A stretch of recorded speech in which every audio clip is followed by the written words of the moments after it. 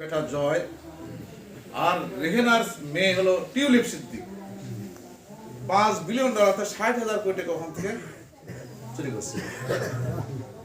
একটা প্রকল্প থেকে যদি 60,000 কোটি টাকা চুরি করে দেশ থাকে না।